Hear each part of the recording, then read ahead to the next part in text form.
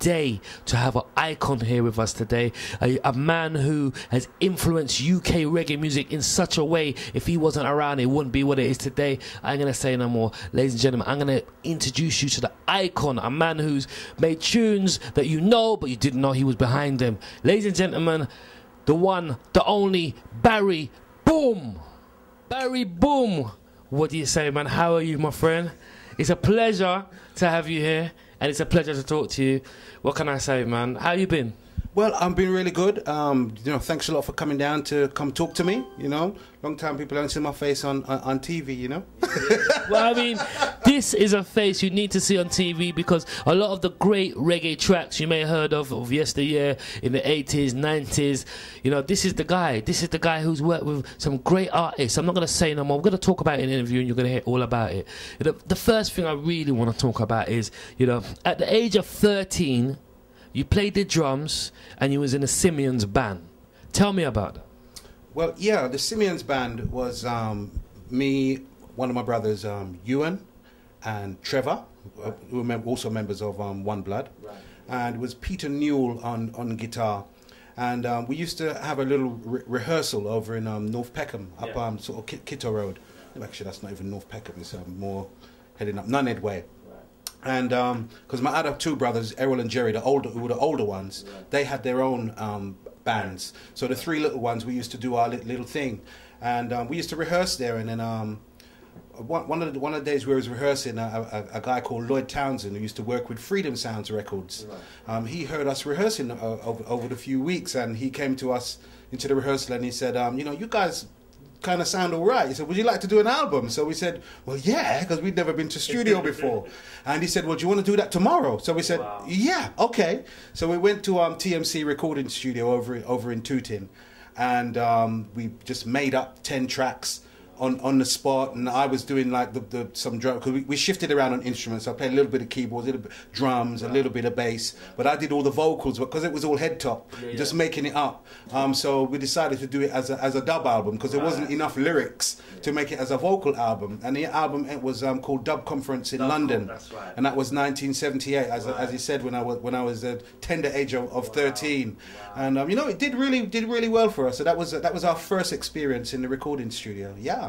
I mean, 13 and you're in a band. Did you do a lot of big shows? Did a lot of people see you on stage? How was it? Was it just recorded music? What was you doing? Well, with the Simeon's band, that was the only thing we ever did as a Simeon's band, because we didn't get paid for that. That was the first time we ever got our first experience of the business, and that was our first time we got ripped off.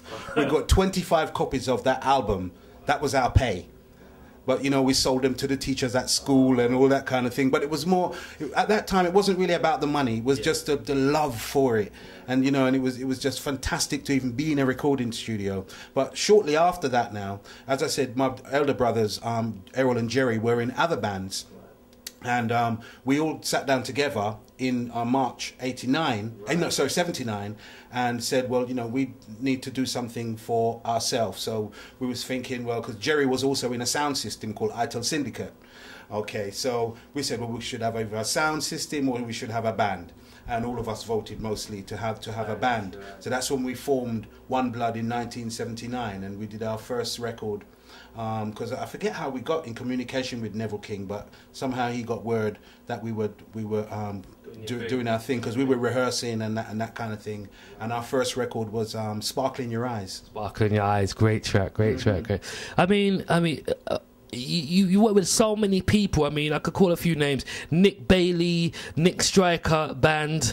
This was a pivotal time in your life. Tell us a little bit about that. I mean, I know a lot was going on for you. Yeah, well, how I came to work with Nick Bailey, who is of the Nick Straker band.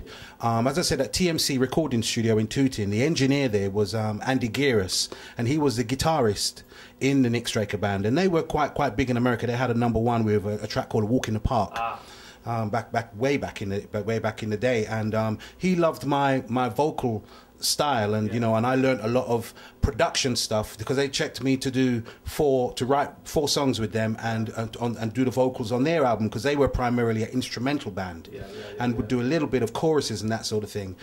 So they brought me in on their project. So that's where I started to learn about production and how to put, you know, to layer things and mic technique and do the drums and, you know, arranging. You learned the basic, all the basic stuff. I mean, that wasn't a reggae thing. That was more, because it was the synthesizers and that sort of stuff, and sequencing had just sort of come out. So even though it was different than what I actually went into for myself, you know, which was more live stuff, it was a real education in terms of the technical side of things and how, you know, to actually put records together and, you know, structure songs and arrangements and that kind of thing. I really learned a lot. So that was a crucial time for me. In your career, I mean, when I was growing up, I grew up, I'm an 80s, well, my teenage years was in the 80s, and I went to school in East London called Upton House, Homerton House, it was called after that. We used to have big dances with sound systems, and one of the sounds we were the first people to bring to East London was Saxon sound. Right. Now, one of my favourite DJs was a guy called Papa Levi McClean.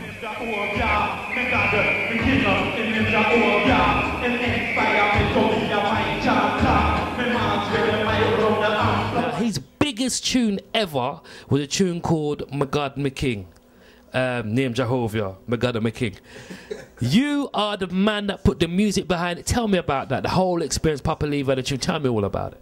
Okay, well, yeah, that Bttty McClean was my very first production, but Papa Levi before that, because that was in 1983. Right. Before that, he used to come to rehearsal with One Blood, because we're originally from Peckham, One Blood, and then we moved to Lewisham in 1977.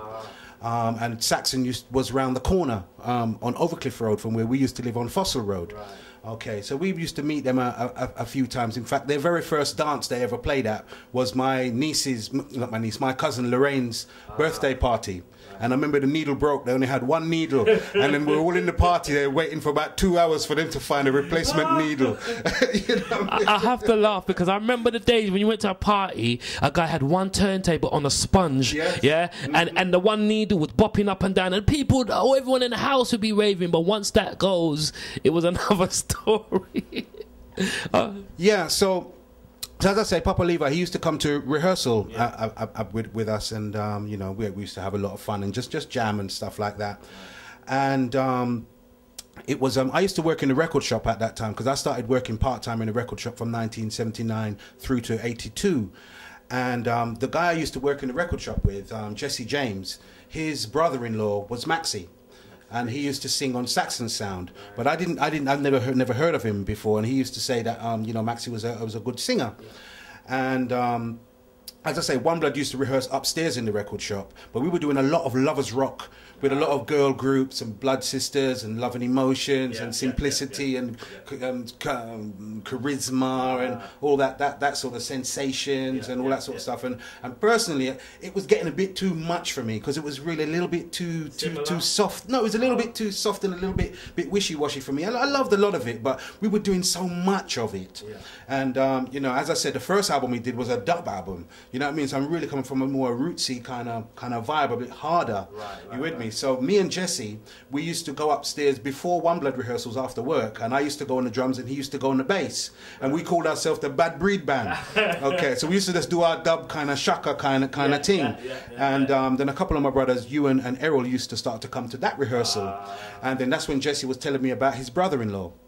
So that's when Maxi came down, and you know, and I heard his voice and I thought he sounds great. And Papa Levi started to come down to those rehearsals, and then decided that I'm going to actually do my first production where I'm actually at the helm, you know, and paying for the session. So that very first session we did Hey Little Girl, which was Maxi's Hey Little Girl. We did a track called Love in the Ghetto, and which was the B-side of Sensi. And on Sensi we did the Papa Levi Bttty McClean.